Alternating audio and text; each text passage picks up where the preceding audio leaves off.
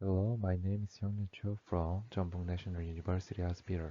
In this video, I will introduce our study published in the Korean Journal of Radiology, titled Prognostic Impact of Radiologic and Pathologic Features on the Development of Progressive Pulmonary Fibrosis in patients with interstitial lung disease other than idiopathic pulmonary fibrosis. PPF refers to a progressive phenotype of interstitial lung disease other than idiopathic pulmonary fibrosis. About 30% of patients with non-IPF-ILD experience progressions within 2 years, characterized by worsening respiratory symptoms and a decline in lung functions. Importantly, once patients enter this progressive phase, their prognosis becomes comparable to IPF, with similarly poor survival. The in-vitro trial showed that nintedanib significantly reduced the annual rate of FVC decline in patients with PPF. Therefore, identifying patients at risk of progression and poor outcomes has become crucial for a timely initiation of antifibrotic therapy and for clinical decision-making. Several previous studies have identified clinical predictors of progression and mortality in non-IPF ILD, such as lower FVC and DLCO. Radiologic markers including honeycombing and traction bronchiectasis and several composite scoring systems have also been associated with poor prognosis. However, there is still a major gap. We know relatively little about how histopathologic features contribute to prognosis in non-IPF ILD, and few studies have performed an integrated analysis that combines clinical, radiologic, and pathologic data. Therefore, our aim was to investigate the prognostic impact of radiologic and pathologic features and to identify factors associated with PPF development and overall survival in patients with ILD other than IPF. Our study was a single-center retrospective cohort study approved by our Interstitial Review Board. Informed consent was waived because of the retrospective nature. We initially screened 382 patients who underwent surgical lung biopsy for suspected ILD between 2004 and 2020. We excluded patients with a multidisciplinary diagnosis of IPF, those without follow-up CT, and those with combined lung cancer or acute exacerbation of CT. Ultimately, 75 patients with non-IPF ILD were included.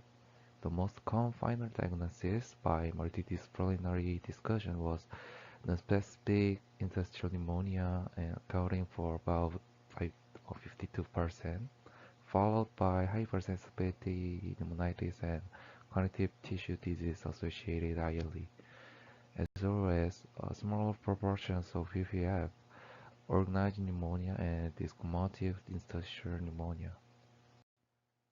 Next, I will briefly explain how we assessed radiologic and pathologic features. For CT, two expert thoracic radiologists with 12 years of experience independently reviewed the preoperative and follow-up CT scans.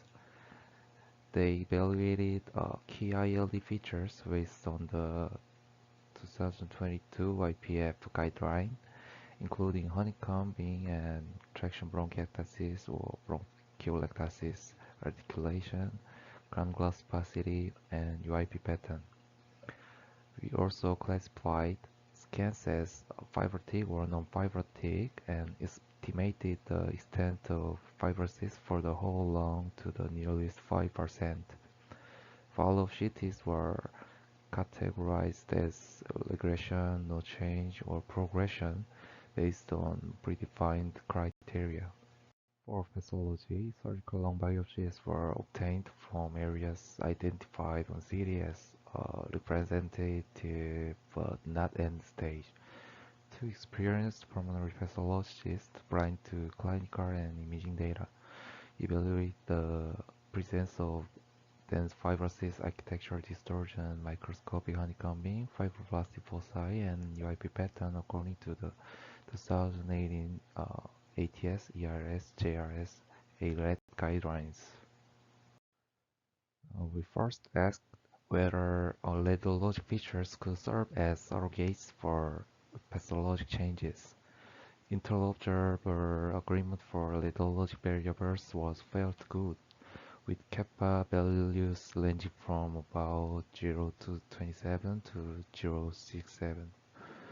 Using pack correlation coefficients, we found that radiologic traction bronchiectasis was moderately to relatively strongly correlated with fibroblastic foci and UI pattern, with correlation coefficients around zero point 0.4 to zero point 0.5. These findings suggest that traction bronchiectasis on CT reflects underlying fibroblastic activity and UIP-like pathology, and may be a useful non-invasive marker of advanced fibrotic remodeling. During follow-up, 19 patients developed PPF, and the 5-year cumulative incidence of about 24%. In multivariable cross regression, two factors remained significantly associated with the development of PPF. First, low BMI, each 1 kilogram per meter Jacob increases in BMI was associated with for overall survivor. The median follow-up was about 75 months, and 19 patients, or about 25%, died during the study period. In our time-dependent Cox model, three factors were independently associated with higher mortality. First, older age, with a hazard ratio of 1.12 per year. Radiologic progression, with a very high hazard ratio of N/0.44. Symptomatic progression, with a hazard ratio of 4.219. To better capture the time-varying nature of progression, we performed landmark Kaplan-Meier analysis at 1, 2, 3, and 5 years after ILD diagnosis. At every landmark, patients who had little progression showed markedly worse survival, with hazard ratios ranging from about 20 at 1 year to almost 5 at 5 years, even after adjusting for age and symptomatic progression. These findings emphasize that radiologic progression on follow-up CT was a powerful predictor for mortality in non-IPF ILD. These two illustrative cases highlight how radiology and pathology features interact in real patients. In case 1, a 72-year-old woman with unclassified connective tissue disease-associated ILD showed traction bronchiectasis with ground glass opacity and reticulation at baseline. Within 1 year, follow-up CT demonstrated a clear increase in reticulation and ground glass opacity, fulfilling the criteria for PPF.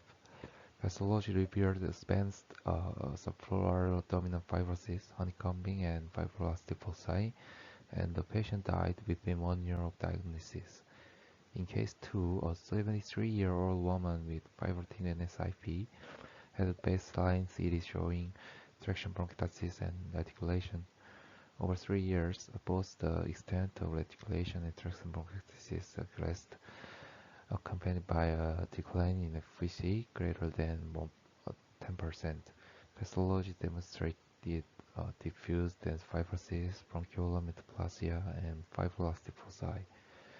These examples visually reinforce that traction bronchiectasis and radiologic progression reflect advanced fibrotic remodeling and are closely linked to poor outcomes. Now, to summarize, no histopathologic features including UI pattern or fibroblastic foci was independently associated with PPF or mortality in multivariable models. In contrast, traction bronchiectasis on CT was a strong predictor of PPF with a hazard ratio of about 6.4. Radiologic progression on follow-up CT was the most powerful predictor of mortality with a hazard ratio of 18.44, and symptomatic progression and older age were also independently associated with poor survival.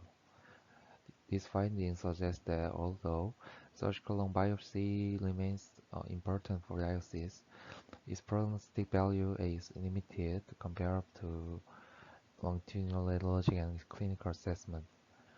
From a practical standpoint, radiologists should pay close attention to traction bronchiectasis on baseline CT and to serious changes indicating progression.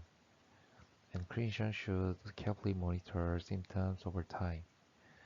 Together, these factors can help identify high-risk patients earlier, so guide decisions about antifibrotic therapy.